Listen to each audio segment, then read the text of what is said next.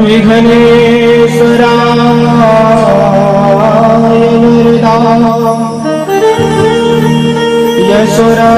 यशोरप्रियाय लंबोदराय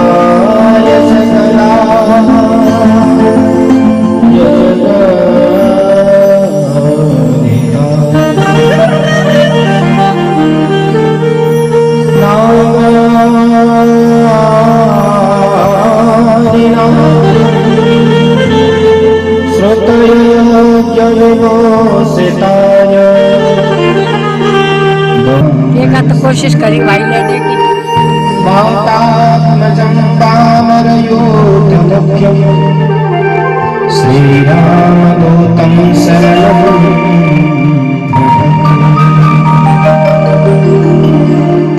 रामाय रामभद्राय रामचन्द्राय वेधसे रघुनाथाय नाथाय सीताय पतये नमः। सब द्वार को छोड़ के मैं आयो तेरे द्वार, हे विश्वान की लाडली निक मेरी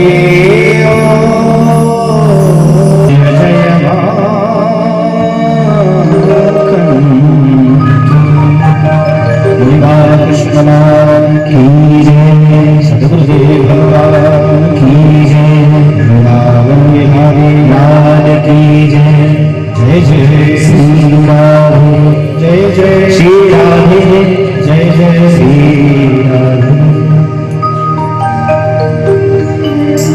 आइए भगवान के नाम का दो क्षण कीर्तन और फिर उसके बाद में कथा में प्रवेश करेंगे सभी बड़े श्रद्धा और भाव के साथ।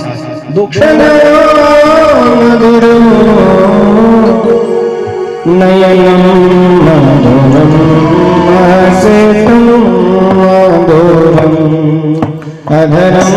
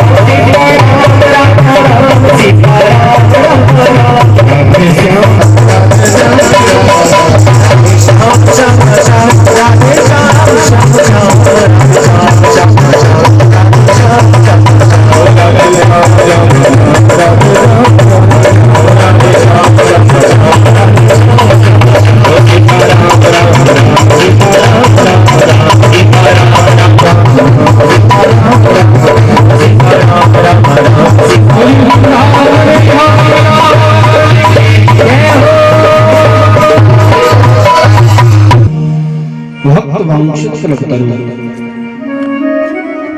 श्री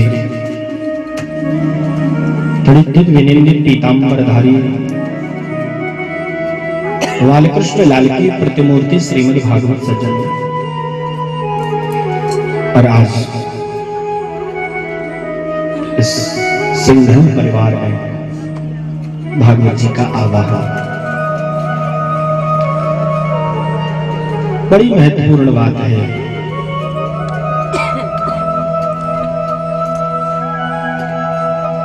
बड़े भाग मानस तन पावा। 84 लाख योनियों को भोगने के बाद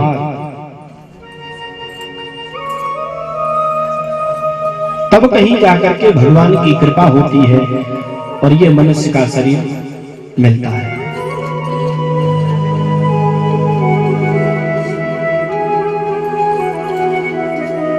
शास्त्रकार कहते हैं भैया, भाग्योदयेन बहुजन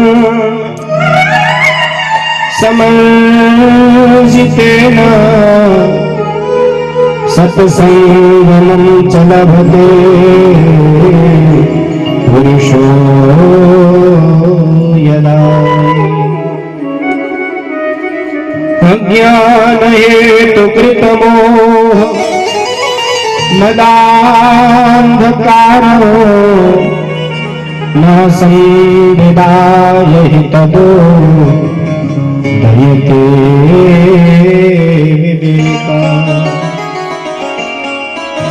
शास्त्रकार कहते हैं कि भाग्योदयेन बहुजन्म समर्जिते।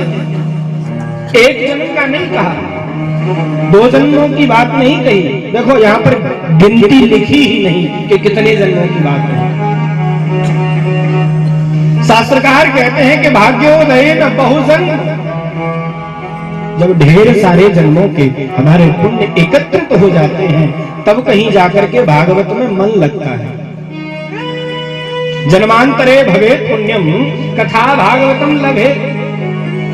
जन्म जन्मांतर के जब हमारे पुण्य एकत्रित होते हैं तब कहीं भागवत सुनने का मन होता है, कराने का नहीं।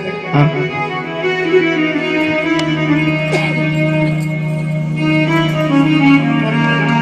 न जाके उदय हुए हैं जो स्वयं नहीं सुन रहे बल्कि अपने सभी हितु रिश्तेदार मित्रगण परिवार भाई बंधु सबको श्रवण करा रहे हैं। बड़े भाग्य की बात है साहब।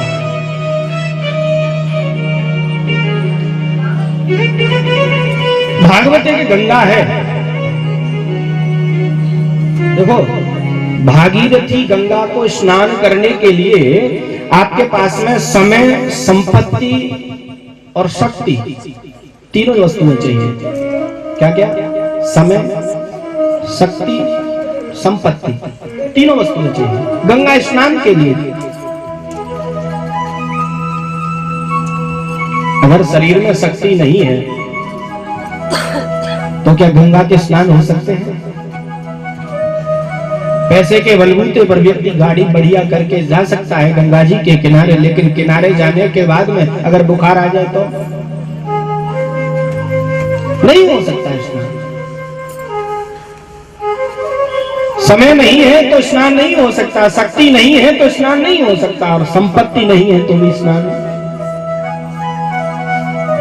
लेकिन देखो भागवत रूपी जो गंगा बह रही है, इस गंगा में केवल और केवल समय चाहिए। शक्ति नहीं है आकर के बैठ जाओ, इतनी भी शक्ति नहीं है तो लेट जाओ। वैसे तो कहा गया है कि सुखासन बैठ करके कथा सुने, जमीन पर बैठ करके कथा सुने, लेकिन नहीं सुन पाते हैं तो कुर्सी पर बैठ करके सुनो, सोफे पर बैठ करके सुनो, बेड पर लेट करके सुनो, लेकिन कथा सुनो। नियम बताया गया भागवत जी का, एक समय फलाहार करे, एक समय भोजन करे, हो सके तो केवल घी पी करके कथा सुने, हो सके तो फलाहार करके कथा सुने। देखो वैसे तो पकवान याद आए ना आए, लेकिन जिस दिन व्रत होता है उस दिन जरूर याद आता है। कहिए बात राधे राधे। शास्त्रकार कहते हैं कि भोजनम तु वरम मन्ये कथा श्रवण कारकम।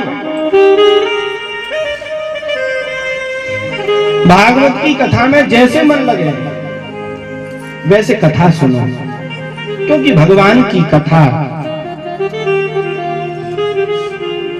हर किसी को श्रवण करने के लिए नहीं मिल पाती है।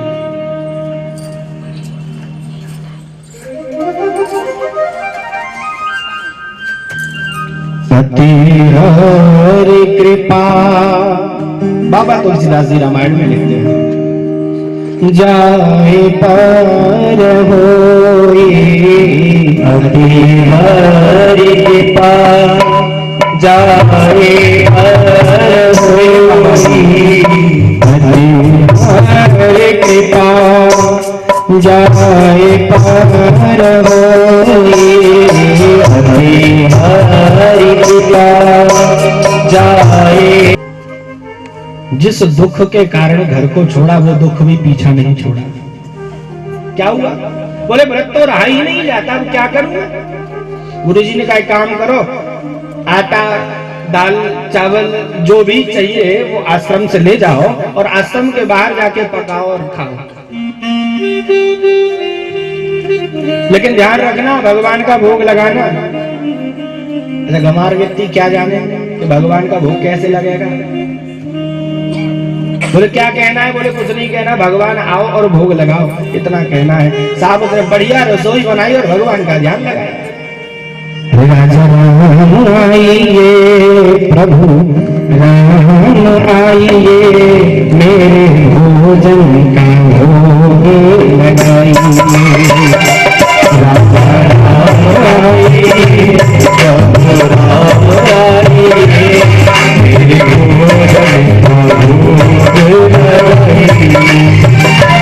राजा राम आइए, प्रभु राम आइए,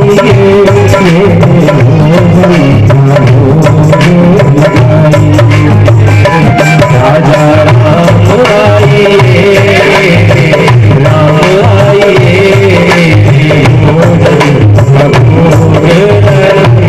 अब देखो उस व्यक्ति को पता नहीं था कि भगवान आ भी जाएंगे। उसने कहा कि राजा राम आइए, प्रभु राम आइए, भगवान चले आए। भगवान भाव देखता है, आपके पकवान कैसे भगवान कभी नहीं देखता। भगवान देखता है कि आपका भाव कैसे। भगवान आए, कहो भैया क्यों बुलाया? अच्छा कोई आ जाए तो कोई मना करेगा? खाओ। ऐसा सामग्री एक व्यक्ति की थी, सो भगवान ने पा लिया, बेचारा रह गया भूखा। बड़ा कष्ट हुआ, जैसे तैसे सामग्री मिली, भूखा रह गया। कोई बात नहीं, अब की बार 2 लोगों का लेकर के आऊंगा। गुरुजी इतने से पेट नहीं भरता, काम नहीं चलता, 2 लोगों का भोजन दो। 2 लोगों का भोजन लाया और फिर भगवान को बुला करके भोग लगाया। राजा राम आइए, सीता राम आइए, भोजन का भोग लगाइए। राजा राम आइए, राम आइए, भोजन का भोग लगाइए। राजा राम आइए, सीता राम आइए, मेरे भोजन का भोग लगाइए। राजा राम आइए, राम आइए,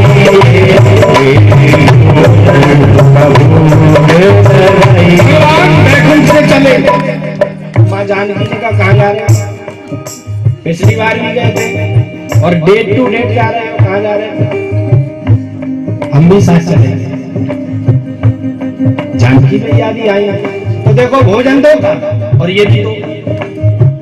बेचारे ने बढ़िया भोजन बनाया, देखा कि ये तो 2 आए, सोच लिया कि अब की भूखा रहना पड़ेगा। दोनों को भोजन कराया। गुरुजी से कहा गुरुजी इससे भी काम नहीं चलता, आपके थोड़ा ज्यादा दीजिए। बोले 2 आए थे, अब 4 का लेकर के जाऊं, क्या पता एक और ले आए। पहले अकेले आए, फिर 2 आए, अब के 3 नहीं आए, इसलिए 4 का लेकर के चलता हूँ। बढ़िया 4 लोगों का भोजन बनाया और फिर भगवान का भोग लगाया। रघुराम आइए, सीता राम आइए, मोहन राजा राम आइए, राम आइए, अब तो भगवान आए, लेकिन भैया लक्ष्मण भी बेचारे पिछली बार रह गए थे, हनुमान जी भी रह गए। बोले तुम दोनों जा रहे हो तो हम सेवक कहाँ रहेंगे, हम भी चलेंगे। तो लक्ष्मण जी भी आए और हनुमान जी भी आए। तो जब आए देखा कि भैया ये तो चार आए और चार ही लोगों का भोजन क्या करें। भोजन तो कराया, लेकिन बेचारा दुखी हो गया। बोले अब के इनको ही देखना है। और बताए क्या किया, अगली बार भोजन तो लेकर के आए लेकिन बनाया नहीं, सूखी सामग्री रखी है। भगवान को बुलाया, भगवान आए, कहा कि लाओ भगत भोग लगाओ। बोले भोग वो कुछ नहीं, पहले बनाओ और फिर हमें खिलाओ और तुम खाओ।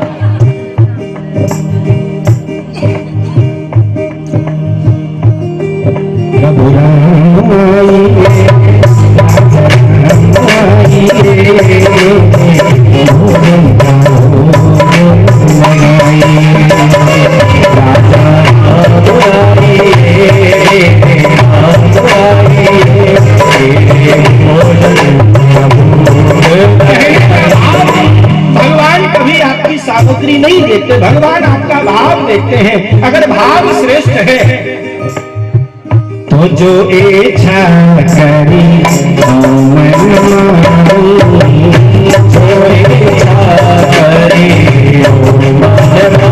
बाबा तुलसीदास जी कहते हैं रामायण में, अगर आपकी भावना श्रेष्ठ है, भक्ति श्रेष्ठ है, भगवान के प्रति आपका प्रेम श्रेष्ठ है, प्रेम अटल है, एकांत की अगर भगवान से भावना है तो इस दुनिया में भगवान के अलावा किसी को नहीं देखता है। सबसे समझना, कैसी भी इच्छा हो, चाहे वो संसार की इच्छा हो, चाहे वो वासनाओं की इच्छा हो, चाहे वो भक्ति की इच्छा हो, चाहे वो प्रेम की इच्छा हो, कैसी भी इच्छा इस जीव के हृदय में जब आती है तो भगवान उस इच्छा को पूरा करते हैं।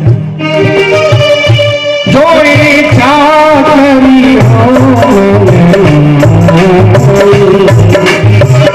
जो इच्छा करी हो,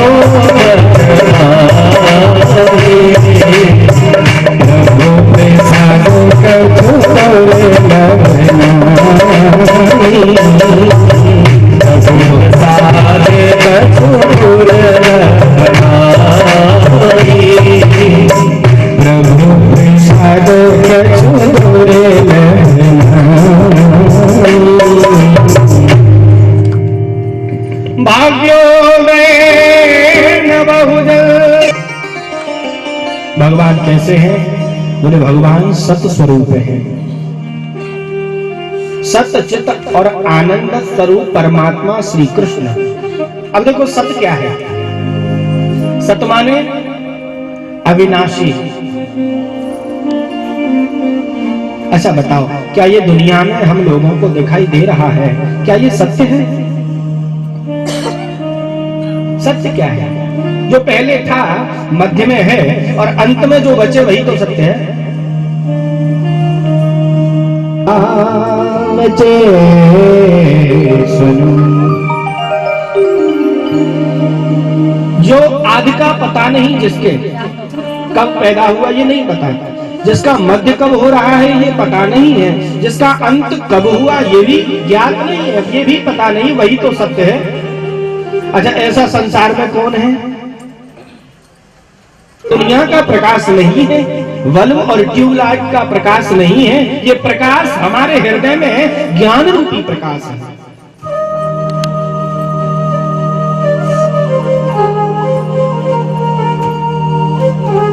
अच्छा, जब ये प्रकाश होगा तो क्या होगा? देखो रामायण में बड़ी सुंदर सी चौपाई आई है कि जब प्रभु श्री राम का जन्म हुआ, चारों भाइयों का जन्म हुआ, तो दासी दौड़ी, जो कौशल्या की दासी थी ना, वो दौड़ी। हमें ये आवाज गई कि प्रभु श्री राम कौशल्या के पुत्र हुए हैं, कौशल्या के पुत्र हुआ है, कौशल्या के पुत्र हुआ है। जिसने भी सुना आनंद आया, और जब सबको आनंद आया तो आनंद बढ़ा।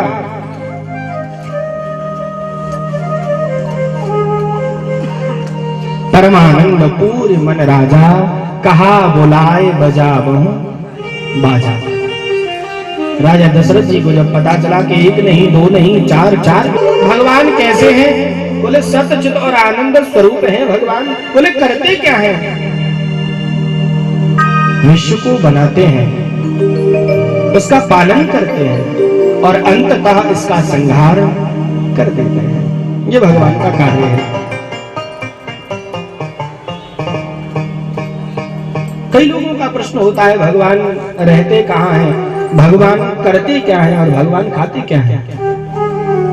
बहुत से लोगों के मन में ये भाव रहता है। अच्छा, एक राजा ने भी ये प्रश्न किया अपने राजगुरु से, बताओ भगवान कहाँ रहते हैं? और उसने कह दिया कि जो मेरे प्रश्नों का जवाब देगा, सही सही जवाब देगा, उसको मैं आधा राज्य दूंगा।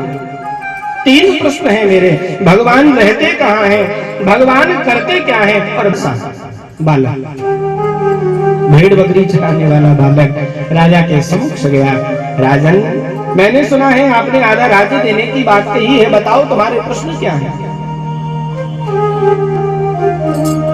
भगवान रहता कहाँ है, पहला प्रश्न।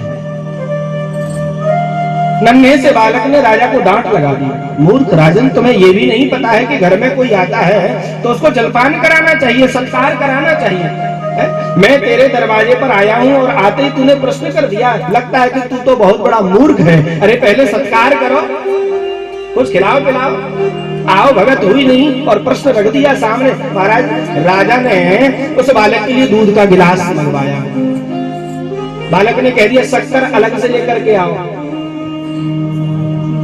दूध में शक्कर डाली, चम्मच से हिलाया और वो गिलास बालक ने पिया नहीं, राजा के हाथ में दे दिया। कहा, राजा पहले ये बताओ इस दूध में वो शक्कर कहाँ है?